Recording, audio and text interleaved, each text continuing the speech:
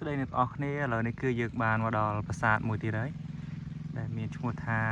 ទួលប្រាសាទកោះក្រឡដែលស្ថិតនៅក្នុងស្រុកបាភ្នំខេត្តព្រៃវែងអញ្ចឹងកន្លែងទៅនេះគឺជាទីតាំងទួលប្រាសាទបុរាណមួយដែលមានអាយុកាលមុនសម័យអង្គរទៅទៀតប៉ុន្តែគឺបាត់បង់បាក់បែកទីអស់ហើយនៅសល់តែដុំឥដ្ឋនៃគ្រឹះប្រាសាទដុំថ្មបន្តិចបន្តួចចឹងយើងមើលឃើញមាននៅស្លាកស្នាមដុំឥដ្ឋជាច្រើននេះស្ថិតជាដុំឥដ្ឋប្រាសាទចឹងបាននៅសល់ជាទឹកតាំងថាទីនេះគឺជាទីទួលប្រាសាទបុរាណតាំងពីសម័យបុរាណកាលមកចឹងគឺវានៅចំនឹងកណ្ដាលភូមិតែម្ដងតែមានឈ្មោះថាទួលប្រាសាទកោះក្រឡ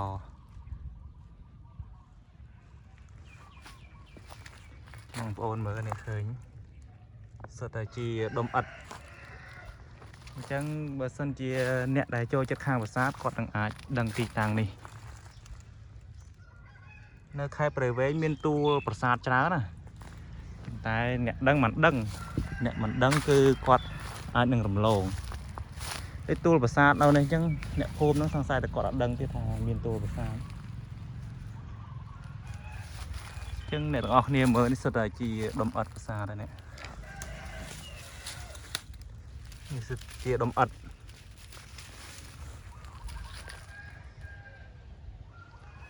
ហើយកុំអាស័យវិញពងនេះដោះពីលើមកអញ្ចឹងណាអញ្ចឹងមិនទាន់មានការមើលថែសម្អាតដើម្បីឆ្កាវាបានល្អទេ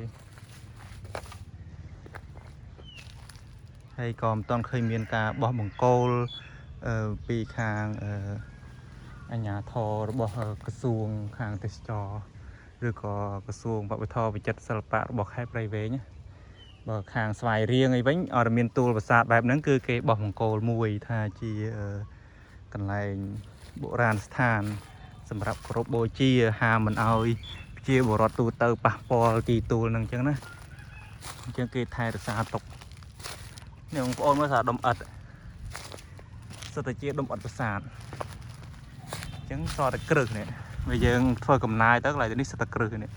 អាចនឹងមានគ្រឹះចោះទៅក្រោមទៀត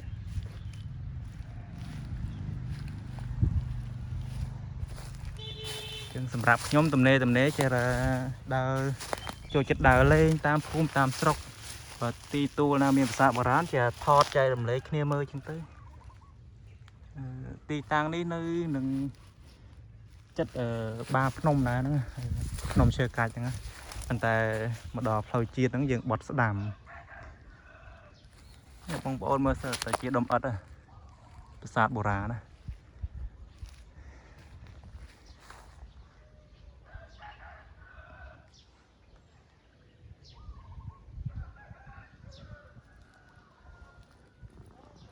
ចឹងវីដេអូនេះផ្ញើជូនអ្នកដែលចូលចិត្តខាងដើរលេងខាងប្រាសាទខាងអីចឹងណាចឹងក៏បានឃើញវីដេអូខ្ញុំហើយគឺមកមើលមកលេងផងមកអឺតមើលបន្តិចអីចឹងទៅសម្រាប់អ្នកចូលចិត្តប្រាសាទព្រោះមានបងខ្លះឃើញគាត់ចូលចិត្តដើរប្រាសាទណាទោះបីជាប្រាសាទនឹងសសតែដុំឥដ្ឋម្ដុំមកគាត់មកមើលដែរនេះតែដុំឥដ្ឋប្រាសាទមួយកណោអូយកសបកខ្យងយកសម្រាមបោះចោលលើទួលប្រាសាទអញ្ចឹងចង់និយាយថាពេលខ្លះកន្លែងប្រាសាទបុរាណអីចឹងទីទួលអីចឹងគេយកសម្រាមយកអីមកបោះចោលមិនយ៉ាងហ្នឹងចឹងទៅដូចថាអត់មានការជួយថែទាំឬក៏សម្អាតអីចឹងណាយកសម្រាមយកអីមកដុតចោលទៅហើយនេះសារដុំថ្មដុំឥដ្ឋសារដុំឥដ្ឋហ្នឹងនេះដុំឥដ្ឋប្រាសាទបុរាណហ្នឹងហើយយើងឃើញមានអសរដុំថ្មម្ដុំដុំថ្មនេះចម្លាក់នេះចម្លាក់នេះអាចជាចម្លាក់ផ្កាឈូកចំណិតផ្កាឈូកអញ្ចឹងជាថ្មភក់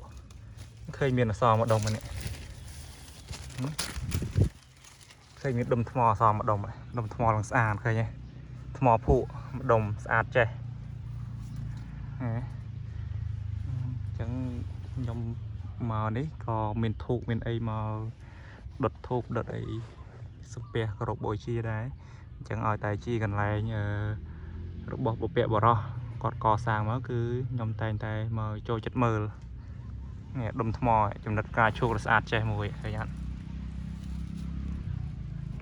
នេះលេខសើចណាកន្លែងទៅនេះគឺជាកន្លែងទីតាំងបុរាណស្ថានណាចឹងចេញពីនឹងទៅខ្ញុំអាចទៅមើលទីទួលប្រាសាទបុរាណផ្សេងទៀតចឹងវីដេអូនេះផ្ញើជូន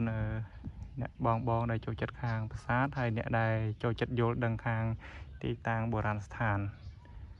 ហើយនឹងផ្ញើជូនអ្នកខេត្តព្រៃវែងផងថាខេត្តព្រៃវែងក៏មានទីទួលប្រាសាទបុរាណច្រើនដែរ